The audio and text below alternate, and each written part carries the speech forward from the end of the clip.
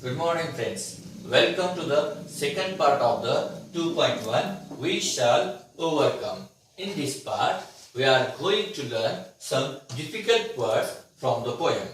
आता या दुसऱ्या भागामध्ये विद्यार्थी मित्रांनो आपल्याला या कवितेमध्ये आलेल्या अवघड शब्दांचा अर्थ बघायचा आहे.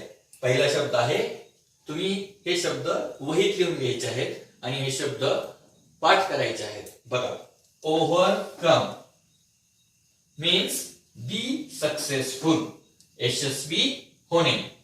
Second word is believe, to have faith, म्हणजेच विश्वास ठेवणे. Third one is to be afraid, to have fear, म्हणजेच घाबरणे, भीती वाटणे. Number 4 is peace, peace means Shanti. and last one is truth, सत्य. तर मित्रांनो हे शब्द आपल्याला पाठ करायचे आहेत जेणेकरून कविता समजण्यास आपल्याला सोपी जाईल. Now we are going to learn English workshop. First activity is sing the song. I will try my best to sing the song. Let's listen the song. We shall overcome, we shall overcome, we shall overcome someday. Oh, deep in my heart, I do believe we shall overcome someday. We'll walk hand in hand, we'll walk hand in hand, we'll walk hand in hand someday. Oh, deep in my heart, I do believe we shall overcome someday. We are not afraid, we are not afraid, we are not afraid today. Oh, deep in my heart, I do believe we shall overcome someday.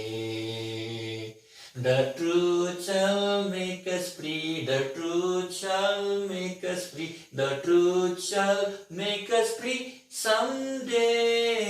Oh, deep in my heart, I do believe we shall overcome someday. We shall live in peace, we shall live in peace, we shall live in peace someday.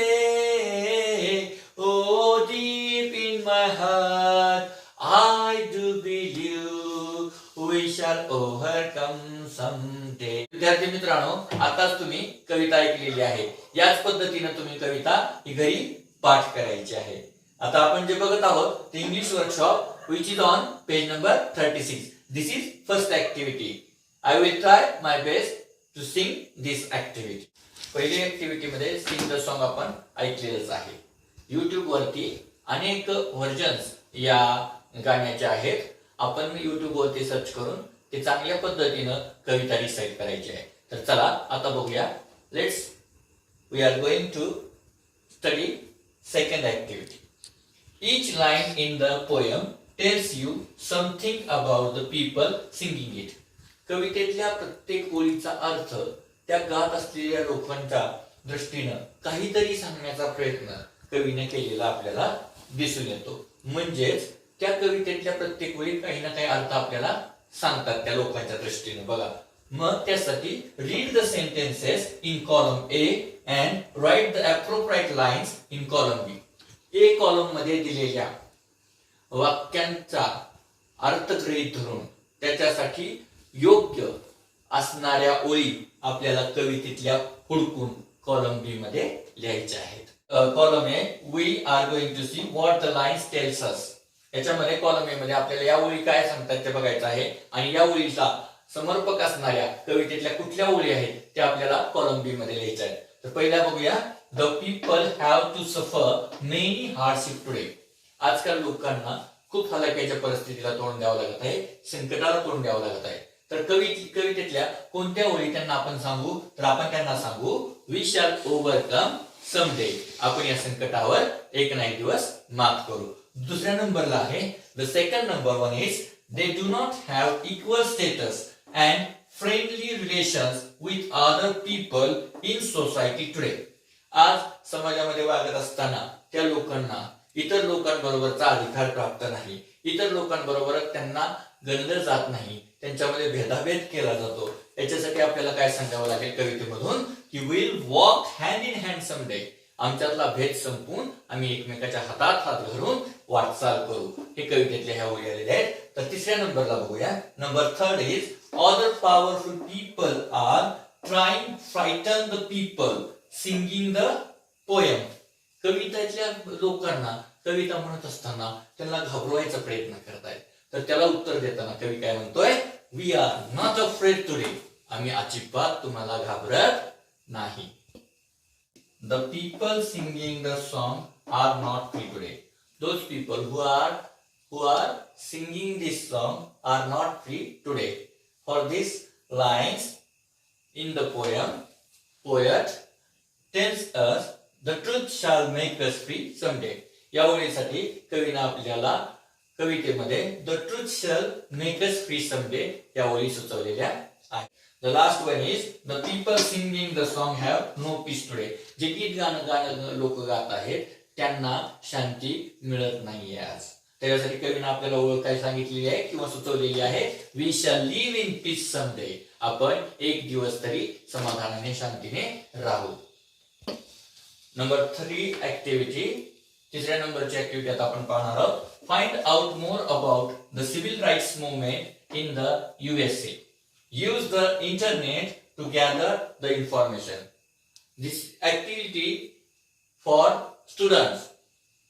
आपण काय करायचं आहे, internet म्हणजेच आंतरजालाच्या माध्यमातून या civil rights मुवमेंटच्या चळवळीची माहिती घ्यायची आहे.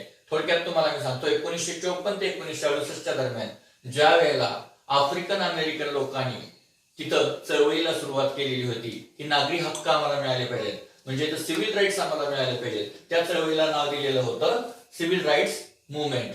आणि त्या चळवळीच्या बद्दलची खूप मोठी माहिती आपल्याला इंटरनेटच्या माध्यमात उपलब्ध आहे आणि ती आपल्याला गोळा करायची आहे.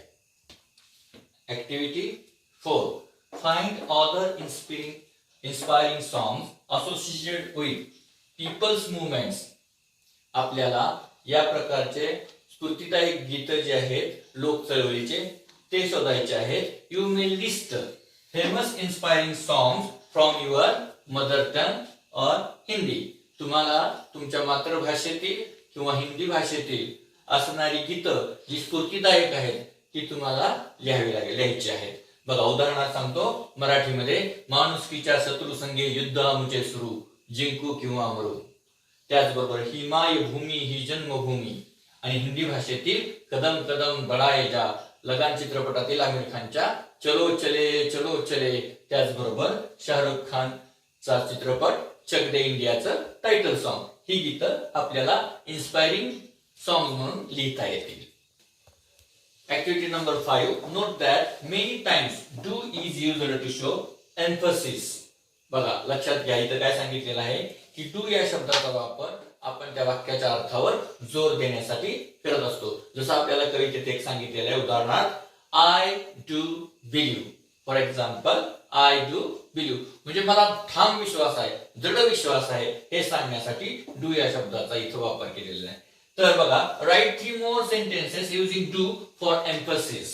म्हणजे डू या शब्दाचा वापर करून त्या वाक्याच्या अर्थावर आपल्याला जोर द्यायचा. अशी 3 उदाहरणं आपल्याला लिहायला सांगितली आहेत. ते 3 मी लिहिलेली आहेत. याच्याशिवाय तुम्हाला आणखी 3 लिहायचे आहेत. हे 3 मी तुम्हाला सांगतो. For example, first I do appreciate, second do shut up, आणि third one is we do try hard. या 3 वाक्यामध्ये डू या शब्दाचा वापर आपण कशासाठी केलेला आहे, तर त्या वाक्याचा अर्थ त्याच्यावरती जोर देण्यासाठी. मला खूप आवडलं किंवा तू आता शांतच बसलं पाहिजे किंवा आपण आता खूप जास्तीचा प्रयत्न केलाच पाहिजे हे सांगण्यासाठी डू या शब्दाचा आपण वापर केला. या पद्धतीचे 2-3 वाक्य तुम्ही तुमच्या वहीमध्ये लिहायचे आहेत. The last activity, activity number 6, the words we shall show firm resolve to do something. या वी शॅल या शब्दाने एखाद्या गोष्टीचं निश्चितपणाचं उत्तर आपल्याला सांगितलेलं आहे किंवा सुचवलेलं आहे. Read the pledge given in your textbook. यासाठी वी शल, आय शल हे शब्द आलेले आपल्या प्रतिज्ञेमध्ये आहेत. तर पुस्तकात इंग्रजीच्या तुमच्या प्रतिज्ञा दिलेली आहे ती तुम्ही वाचून काढायची आहे आणि त्यातले वी शल आणि आय शल लिहिलेली वाक्य लिहून काढायची आहेत. Using your own ideas, write a few sentences beginning with I shall, we shall. आपल्याला आय शल पासून सुरू होणारे, वी शल पासून सुरू होणारे वाक्य लिहायचे आहेत. उदाहरणासाठी मी 2 वाक्य तुम्हाला सांगतो. I shall break through all the hurdles. मी निश्चितपणानं जे अडथळे मला येणार आहेत त्याच्यावरती मात करणार आहे. Second one is we shall find a way to success. आपण सर्व मिळून यशाचा मार्ग निश्चितपणे शोधणार आहोत. आता आपला हा दुसरा भाग संपलेला आहे. Today we are completed our second part and we also completed our poem 2.1 we shall overcome